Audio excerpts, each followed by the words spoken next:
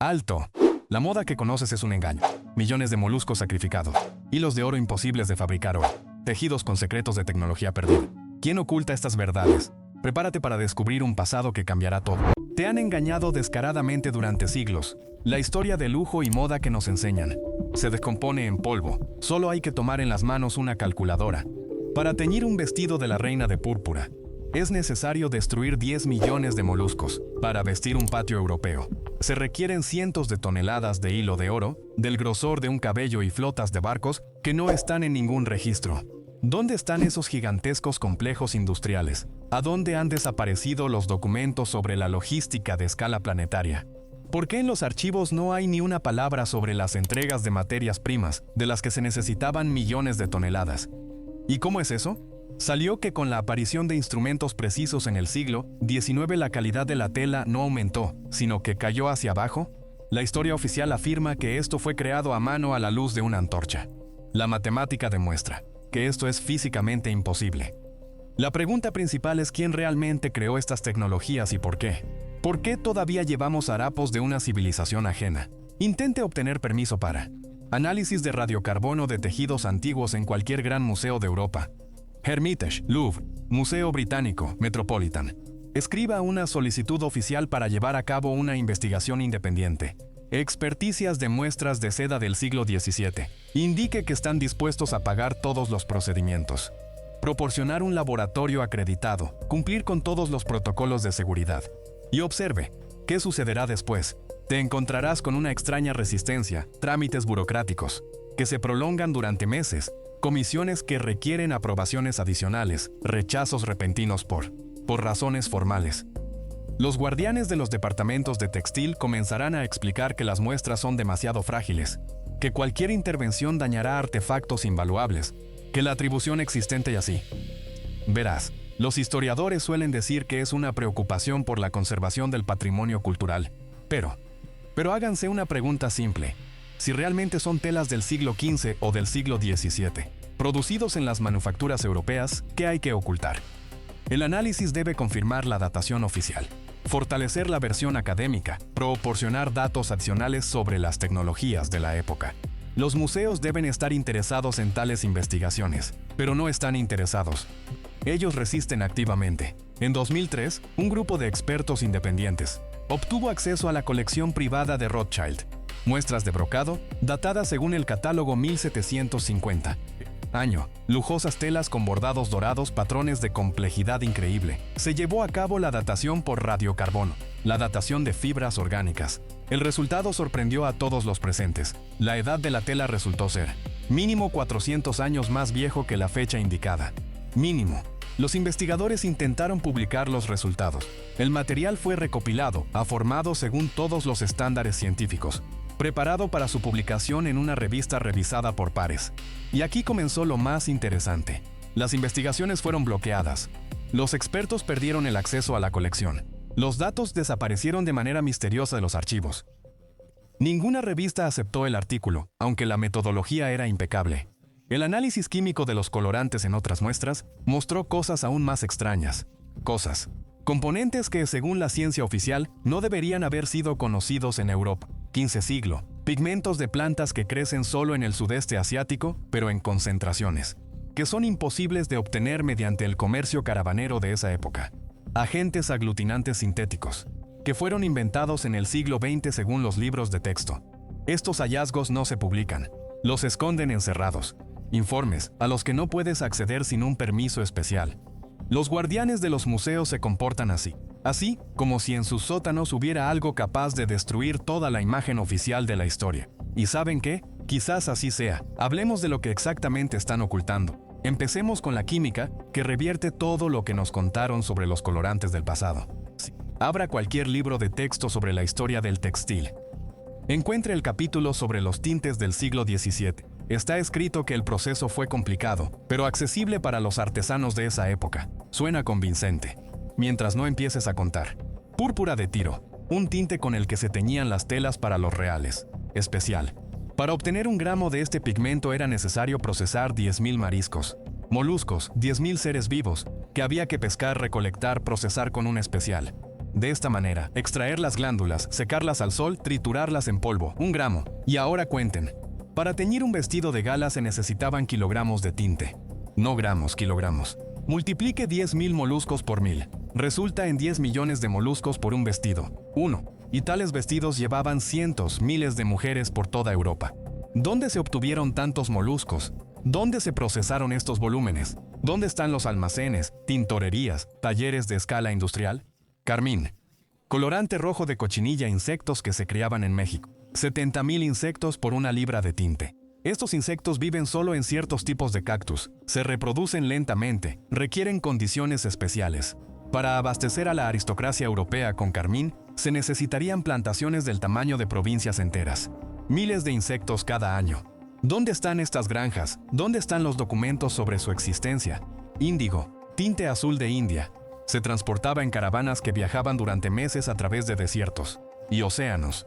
Pero lo más sorprendente no está en la complejidad de la logística. Lo más sorprendente está en otra cosa.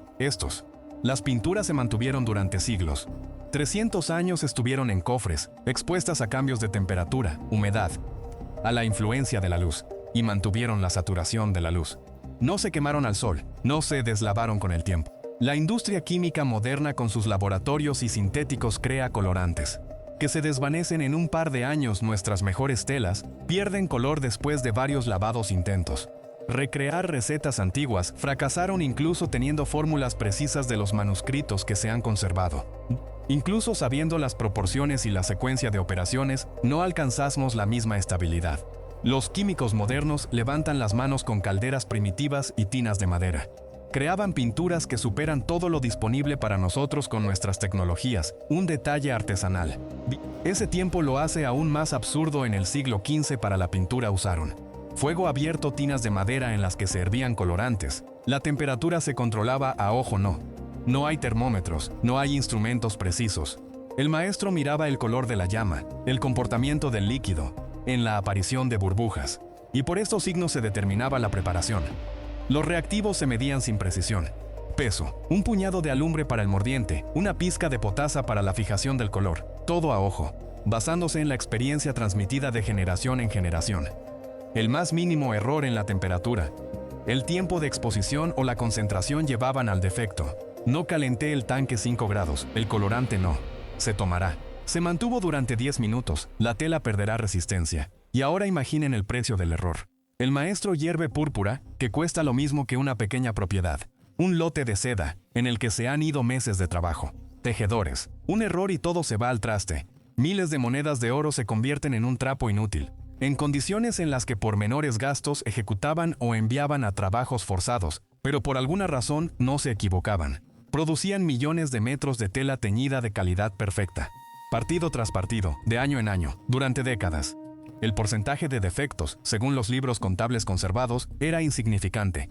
Menos de 1%. Esto es imposible incluso con el control de calidad moderno. A primera vista parece que son simplemente maestros experimentados que han transmitido secretos de generación en generación. La explicación más obvia.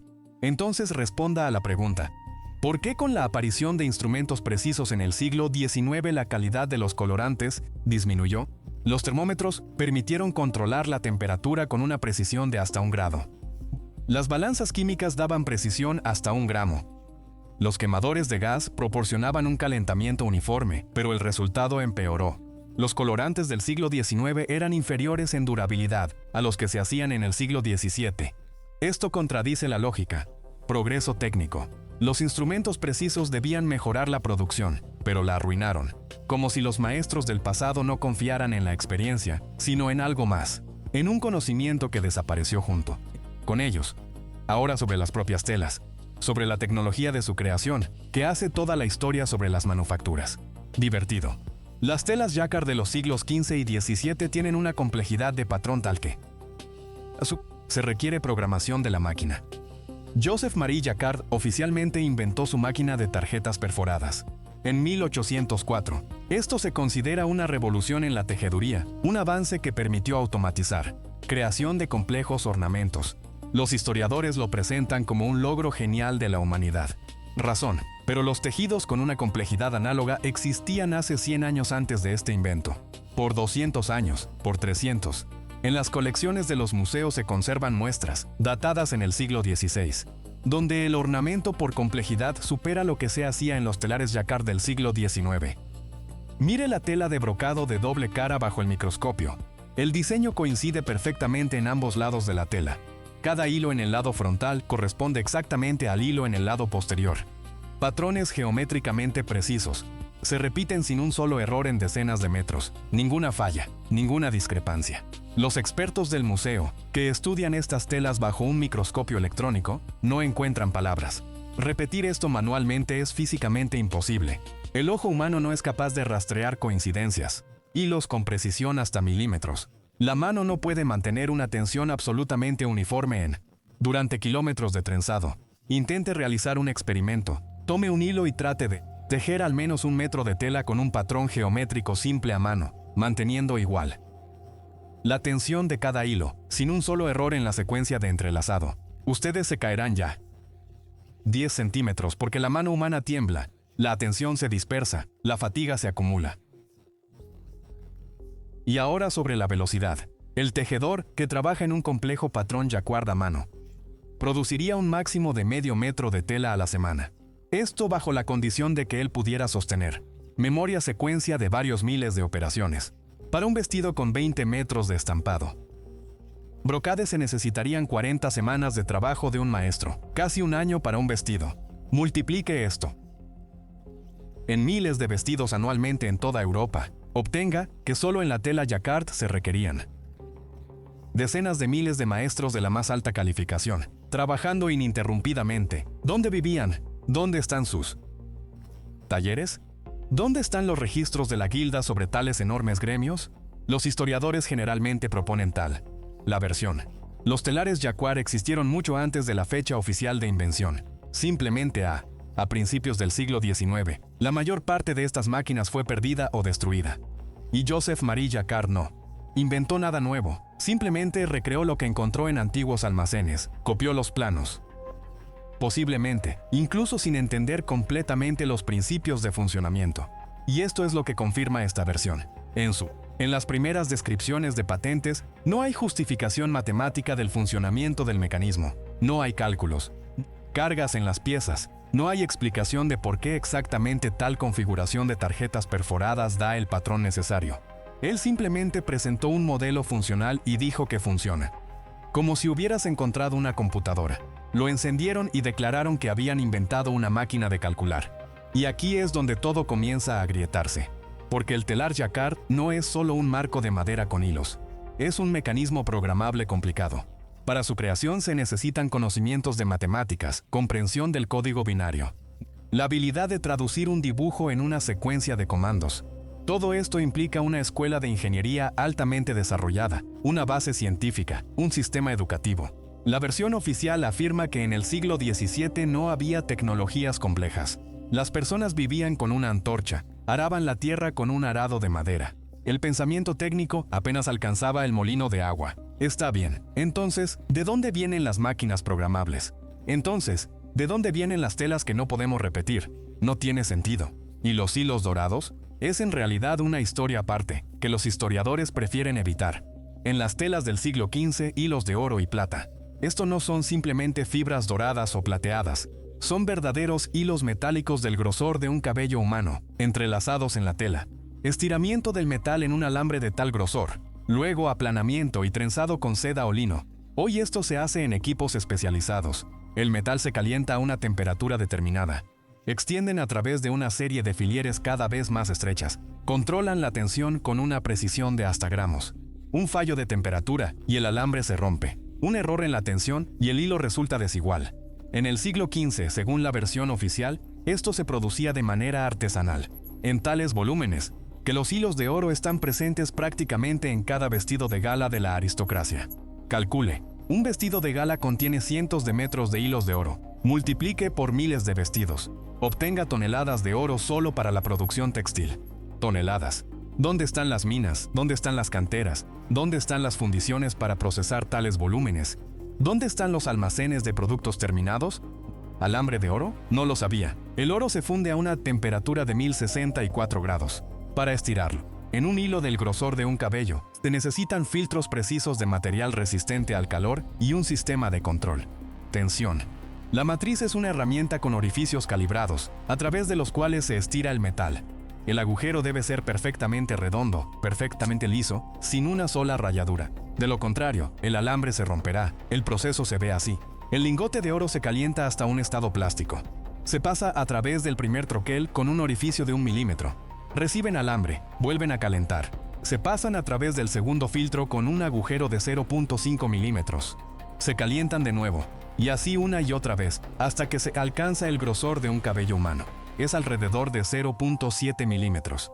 Cada etapa requiere un control preciso de la temperatura. No se calentó lo suficiente el metal.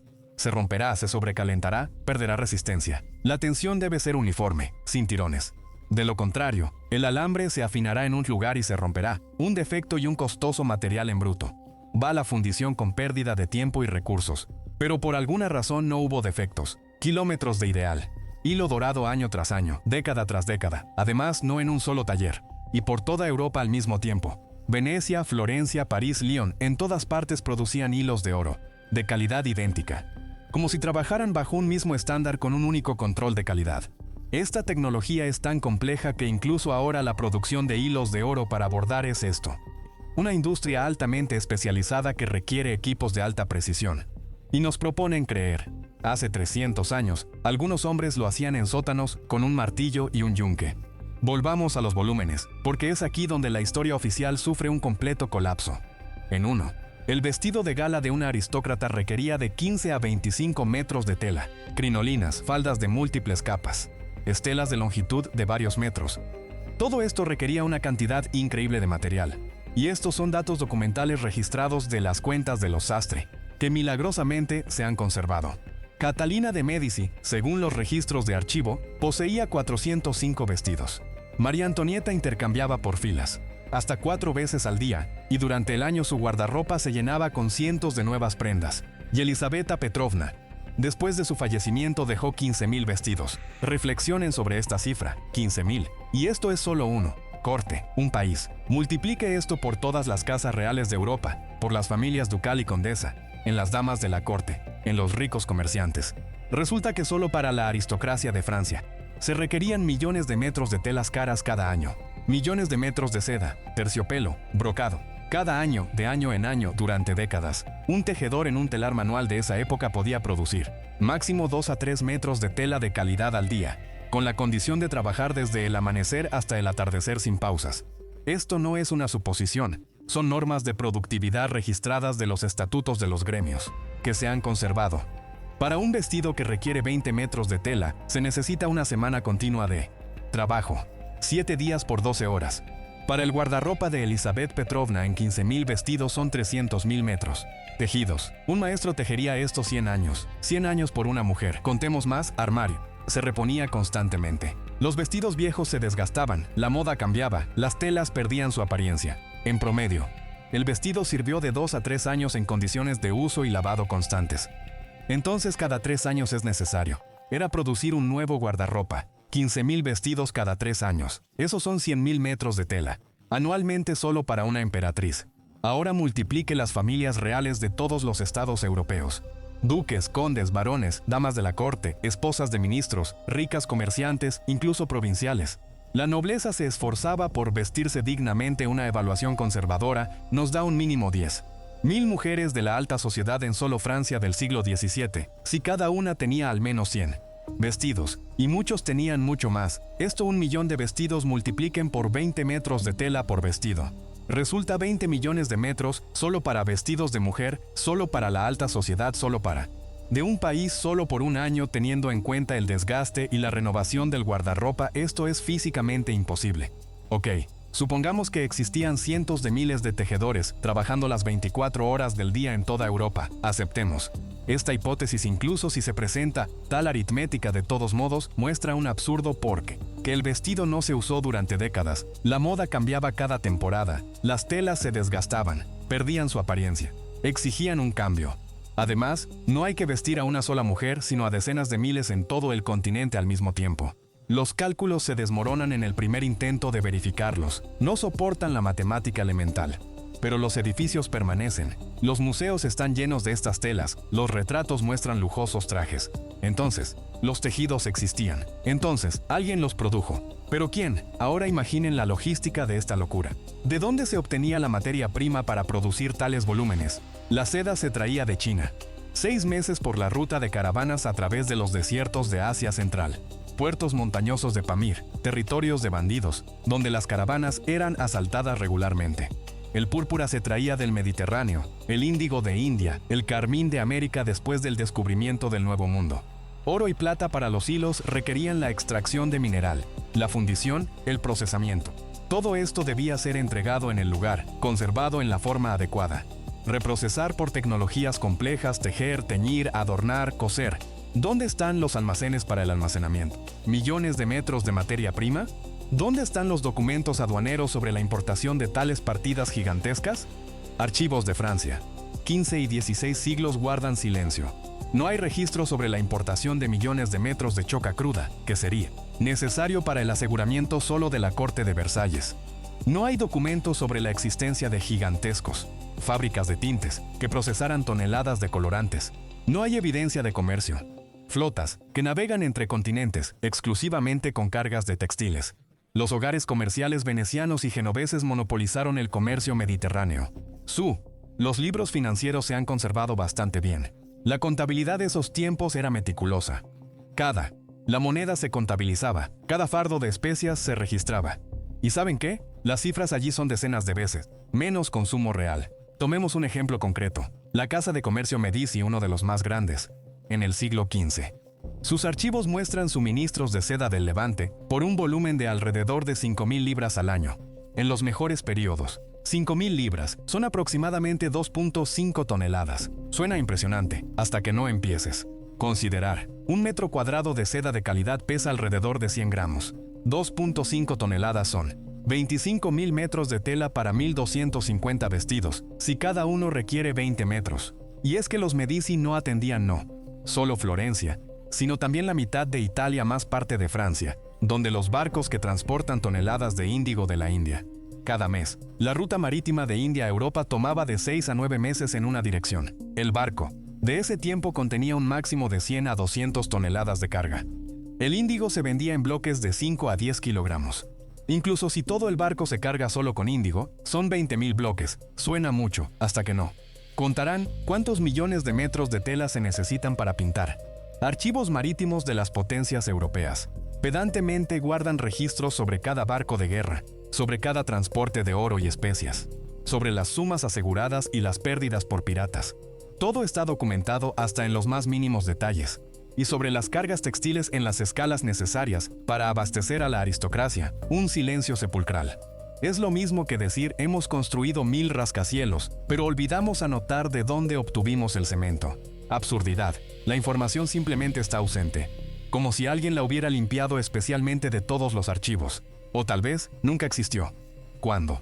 Porque este comercio en los volúmenes necesarios simplemente no existía. Las telas no se traían del mar. Los sacaron de debajo de la tierra, de los almacenes que encontraron listos. Pero antes de hablar de esto, vamos a mirar los retratos, porque los artistas nos dejaron una pista. Entra en cualquier Museo de Bellas Artes, sala de retratos 15-17 siglos, deténgase frente a cualquier imagen, aristócrata o dama, y no miren en el rostro sino en la ropa. El artista dibujó cada pliegue de la tela, con precisión fotográfica. Se pueden distinguir hilos individuales de tejido, ver cómo la luz se refracta en el bordado dorado, seguir el patrón del encaje hasta el más mínimo lazo.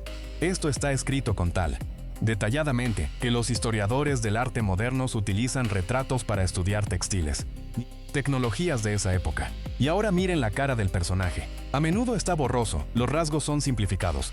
La expresión es condicional.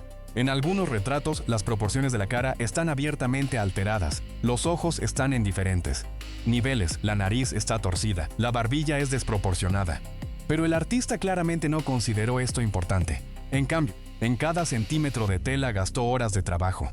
Compare el retrato del comerciante, obra de un desconocido. Maestros del siglo XVI. La cara está pintada descuidadamente, casi de manera caricaturesca, pero su caftán de tejido estampado. Terciopelo está escrito con tal precisión que se ven los hilos individuales. Cada hilo de bordado dorado. se rastrea desde el principio hasta el final. Se puede estudiar la técnica de bordado a partir de esta imagen. Y ahora, mire en los retratos del siglo XVIII. La detallación de las telas cae drásticamente. Los artistas de esa época ya no se detallan cada hilo, los patrones están simplificados, la textura se transmite de manera condicional. Para el siglo XIX en los retratos, aparecen telas abiertamente simples sin complejos ornamentos, como si los propios pintores entendieran que lo que ven ya no tira hacia la documentación. Es extraño, porque el retrato por definición debe capturar a la persona, no su guardarropa. El cliente pagó por la imagen de sí mismo querido, sino por el catálogo de telas. Pero aquí las prioridades están invertidas. El artista pasaba días en el dibujo detallado, pliegues y horas en el boceto de la cara. El artista documentó el artefacto, él fijaba lo que consideraba realmente valioso e importante. No a la persona que llevaba esta tela, sino a la tela misma. El pintor sentía que era algo excepcional, algo que debía ser conservado para las generaciones futuras. Máximamente preciso, hasta que desapareció. En el siglo XIX aparecieron fábricas enteras. Intentaron reproducir telas antiguas según estos mismos retratos. Las fábricas de Jacquard de León copiaron los patrones de las pinturas del siglo XVII, utilizaron los mejores tintes disponibles en esa época. Contrataron a los más experimentados maestros. El resultado, las copias se veían deslucidas en comparación con los originales.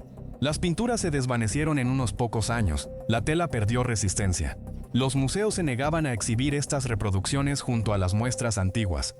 El contraste era demasiado evidente. El progreso técnico retrocedía. Ahora combine el textil con la arquitectura, y la imagen se volverá inquietantemente integral. Los interiores de los palacios están completamente cubiertos de telas. Las paredes están cubiertas de seda, hay tapices por todas partes, cortinas, doseles. Esto no es solo una decoración, es parte de la construcción de los espacios, un elemento de acústica y aislamiento térmico. La arquitectura fue inicialmente diseñada teniendo en cuenta estos tejidos. Los espacios fueron creados para ellos. Pero lo más importante es esto. El estilo de las telas coincide perfectamente con el estilo de la arquitectura. Hasta los más pequeños detalles del ornamento. Tomen el tapiz de Versalles y comparen su patrón con pegados en la fachada. No solo se parece, es la misma geometría, las mismas proporciones, las mismas relaciones matemáticas. Los volutas vegetales en la tela repiten la forma de los capitel de columnas. Los patrones geométricos en el terciopelo son idénticos al ornamento en la mampostería, incluso la proporción. Elementos iguales. Si el patrón en la tela consiste en grandes motivos, separados por pequeños detalles, en proporción 3:1, entonces el estuco en el edificio sigue la misma matemática. Realice un experimento. Tome una fotografía del interior de cualquier palacio del siglo XVII. Destaque. Fragmento del patrón en la cortina de la pared. Ahora encuentre una fotografía de la fachada del mismo edificio. Compare los ornamentos. Descubrirá que son variaciones de un mismo tema. Los mismos principios de composición. Los mismos ritmos. Las mismas relaciones proporcionales. Entre en el Hermitage, sala de pabellón con relojes. Pavilion. Mire la tapicería de brocado en las paredes. Los hilos dorados forman un ornamento vegetal con estricta simetría. Ahora levante la vista hacia el yeso del techo. Los mismos volutas vegetales. La misma simetría. Las mismas proporciones de las relaciones entre elementos grandes y pequeños. Como si un maestro primero tallara un patrón en la piedra, luego lo trasladara a la tela. O al revés. Esto solo es posible si ambas tecnologías fueron desarrolladas por un mismo centro de ingeniería. Imagina una universidad donde unos científicos se dedicaban a la arquitectura, otros al textil. Terceros, metalurgia, cuartos, química de colorantes, pero todos ellos trabajaban en el marco de una única paradigma científica. Tenían una base matemática común, principios comunes de armonía, una comprensión común, proporciones. Civilización, que creó un revestimiento poligonal de bloques de múltiples toneladas sin mortero. Al mismo tiempo poseía la tecnología de tejido Jacquard de patrones programables. Ellos sabían procesar piedra con precisión hasta milímetros y también tejer telas con la misma precisión, porque para ellos fue una aplicación diferente de los mismos conocimientos fundamentales. La precisión no fue por casualidad, sino por estándar. La calidad no era una excepción, sino una norma. En todo el mundo, desde Japón hasta Perú vemos este vínculo. En todas partes donde hay arquitectura monumental, allí también está el textil de la más alta calidad. Calidades. En todas partes donde hay complejas estructuras de ingeniería, allí están también los tejidos que no podemos reproducir. Esto no es un intercambio cultural ni comercio de tecnologías. Son huellas del sistema planetario de producción. Una civilización industrial producía todo según estándares unificados. Arquitectura, textil, metalurgia, cerámica. Tenían principios de diseño comunes, una estética unificada, idénticos procesos tecnológicos. Porque era un solo pueblo, una sola ciencia, un solo sistema de conocimientos. ¿Qué sucedió con esta civilización? ¿A dónde fue a parar? Ocurrió una catástrofe de escala planetaria. Quedaron ciudades, palacios, almacenes con toneladas de productos terminados, incluyendo enormes reservas de telas, que gracias a la conservación hermética se han mantenido en estado ideal.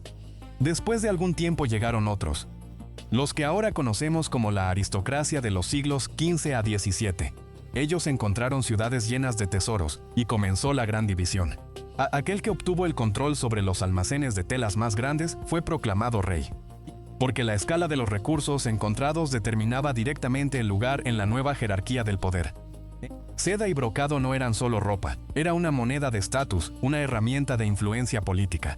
Mire la historia de la monarquía francesa. Francisco I de repente se convierte en uno de los más ricos. Los gobernantes de Europa a principios del siglo XVI, su corte brilla con la lujosa riqueza de telas que asombran. Contemporáneos de dónde tiene el rey del país agotado por guerras tales riquezas. La versión oficial dice sobre el desarrollo del comercio. Pero los libros comerciales de ese periodo no muestran un flujo suficiente para tal lujo. Mire las guerras de los siglos XV y XVI. Muchas batallas se libraron por ciudades que no tenían ni puertos, ni minas, ni tierras fértiles. Tomemos la guerra por Milán, ciudad sin acceso al mar, sin minas de oro, sin una posición estratégica en las rutas comerciales. Pero por él lucharon. Durante décadas, Francia, España y el Sacro Imperio Romano deseaban controlar precisamente Milán. ¿Por qué echen un vistazo al sótano y a los palacios de Milán? Incluso ahora allí encuentran habitaciones selladas. Se encontraron telas antiguas completas en el siglo XIX durante la reconstrucción de uno de los palacios. Almacén subterráneo donde estaban los fardos de seda.